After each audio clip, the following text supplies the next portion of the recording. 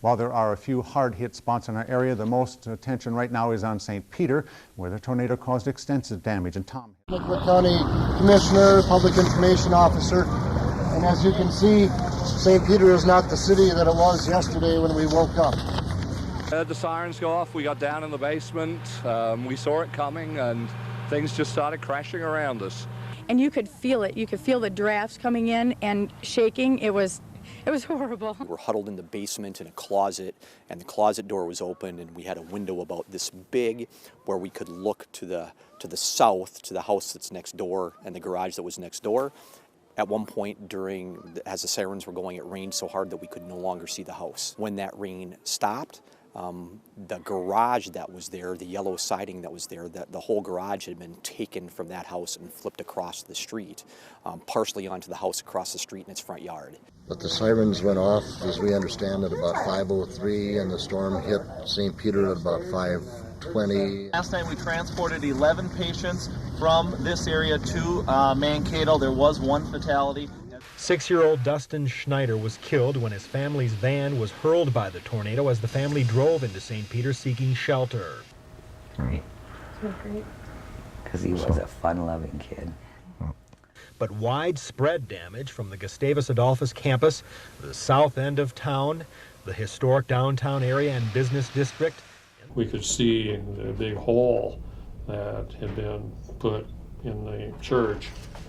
It was just incomprehensible to see something like that. It was such a terrible shock. My family were here. We ran down the basement, and all of a sudden we heard windows breaking in and debris flying, and pretty soon there's nothing on top of us anymore, just a bunch of water. Homes that are damaged pretty bad, they're safe enough right now to go in and get their belongings, but they aren't livable anymore. It's still standing.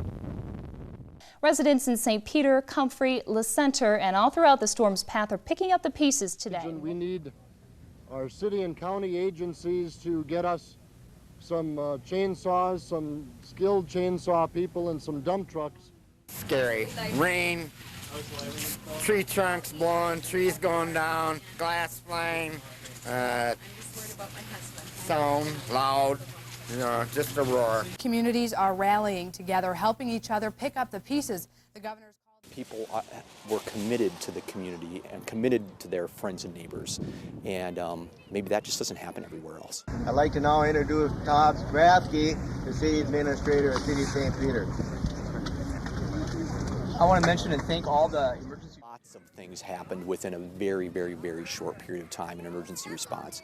One of the things that I think we need to be really proud of within our community, and certainly with the help of surrounding communities, is that within 2 hours, every resident in town was touched by emergency services to check if somebody was, killed or hurt in the rubble. And thank all the emergency response crews from as far away as Bryceland to as close to the sewer, all the fire departments that came in last night to provide us with assistance. In a few moments, Luke Gieseking is going to... We see trucks going by on Washington Avenue, which is one of the main arteries in St. Peter. And it was a city of, we lost track of how many different city of trucks we saw. We had so many people, so many volunteer fire departments, police officers, sheriff's deputies, emergency response personnel, all come to St. Peter to help us in such a short order of time. And, we're very fortunate for that.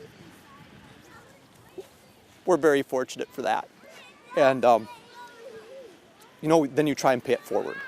And so I think that's really our goal now, is to continue to improve our community without a doubt, but how are there ways that we can pay that forward?